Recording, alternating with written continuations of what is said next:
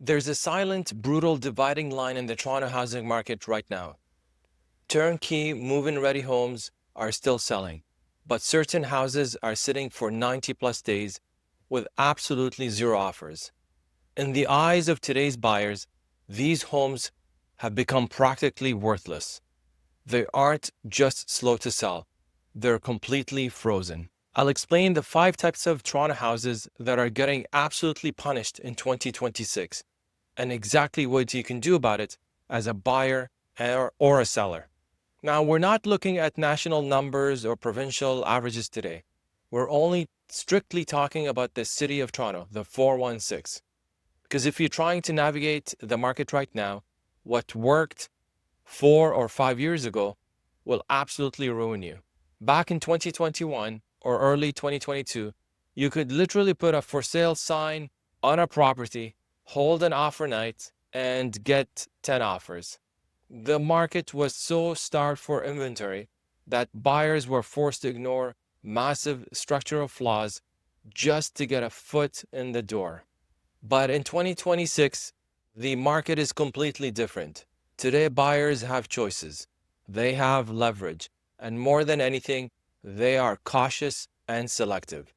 The result, the market has split into two. Turnkey move-in ready homes are doing just fine. But if a house has even one major compromise, the market is ignoring it. Let's take a look at what the data from the Toronto Regional Real Estate Board is actually telling us right now. The sales to new listings ratio, 36.1%. Anytime that ratio drops below 40%, we are firmly in a buyer's market. The average house is taking about 54 days to sell. But for the 5 types of homes I'm about to discuss, that number is way over. Let's break down exactly what these 5 property types are so you don't get trapped. Type 1, the busy road trap. The first type of home that is practically dead in the water right now is anything sitting directly on a major busy road. Think Bathurst, Keele, Eglinton, Dufferin. During the peak of the market, a buyer would look at a house on Keele Street and think, well, I can't afford Hyde Park, so I'll compromise on the traffic noise. Today, absolutely not. When buyers can look at 5 other homes on a quiet side street or cul-de-sac in the same price range, they will walk away from a busy road every single time. If you own a home on a busy road, you have to face a hard reality. Your property carries a permanent location tax.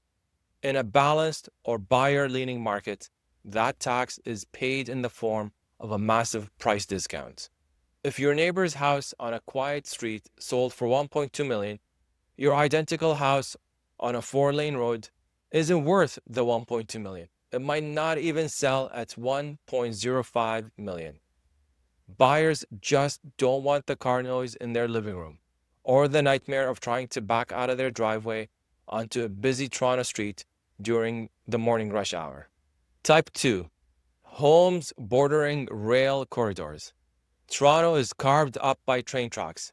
We have the GO Transit corridors, CP rail lines, and CN freight lines cutting right through heavily populated neighborhoods like the Junction, Davenport, Leslieville, and Riverdale. Metrolinx is constantly expanding and increasing the frequency of the GO Transit network, not to mention the construction of the Ontario line, which will be ongoing for years to come. When a buyer stands in a backyard and feels the ground vibrate as a train rumbles past, they aren't just thinking about the noise. They're thinking, in 5 years, are there going to be twice as many trains passing by my bedroom window? Because of that fear, the gap between rail bordering homes and standard interior lot homes is wide. If you are a buyer, this is where you find the deepest discounts. But you have to ask yourself if you're willing to live with the rumble. If you're a seller, you have to price your home aggressively enough to make a buyer say, for this price, I can live with the trains. Type 3, the outdated wiring nightmare. This is a massive headache. Outdated or problematic wiring specifically knob and tube or older aluminum wiring. This is common in Toronto, older housing stock, places like the Annex, Bloor West Village, or Riverdale. Here's the problem. Insurance companies have become incredibly risk averse. If you buy a house with active knob and tube wiring, many major insurance providers will outright refuse to write you a policy. And guess what? If you can't get home insurance, your lender will not fund your mortgage. If you can't close, you lose your deposit and you can be sued by the seller. Suddenly, a simple cosmetic purchase turns into a financing nightmare. To fix this, a buyer has to hire an electrician to rip open the drywall, rewire the entire house, and get an electrical safety authority certificate. In a standard Toronto two-story home, that is easily a $15,000 to $30,000 job, not to mention the mess, the plaster repair, and the painting. In today's market, buyers do not want to buy a rental job. They want to buy a move-in ready home. If they see knob and tube noted on a home inspection, they aren't just asking for $20,000 discount. They're walking away because they don't want the stress. Type 4 is homes with obsolete or defective layouts.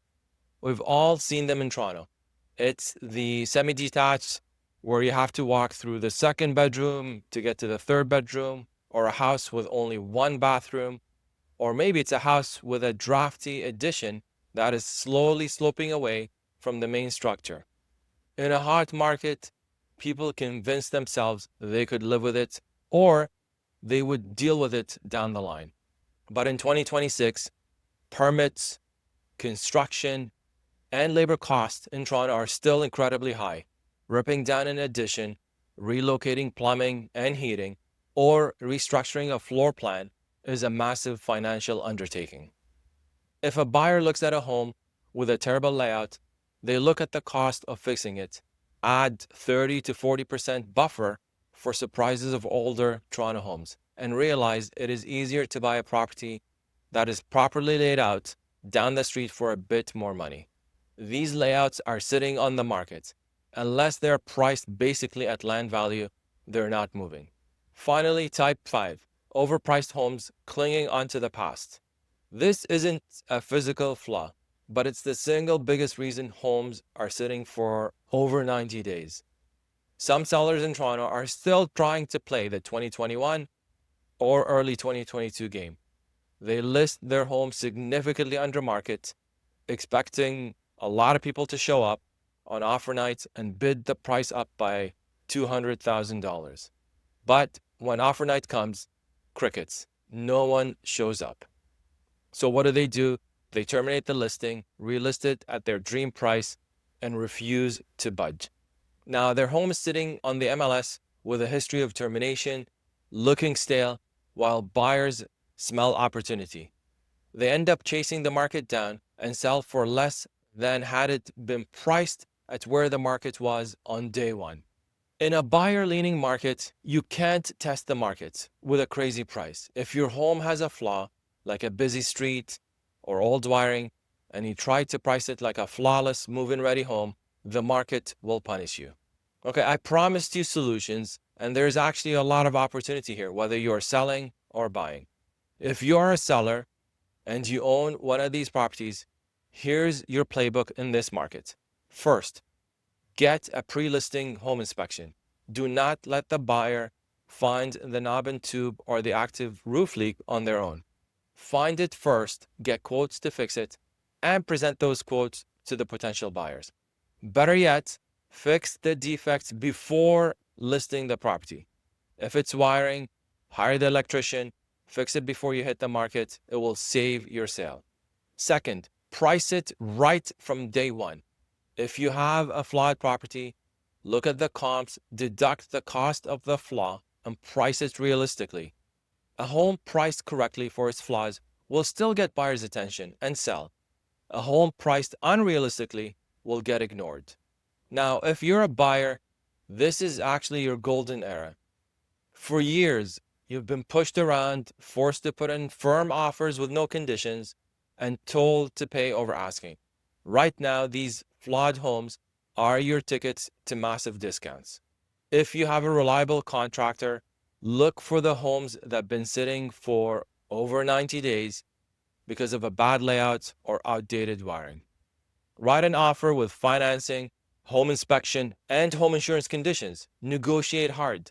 Take the cost of rewiring the house, double it, and knock that entire amount off your offer price.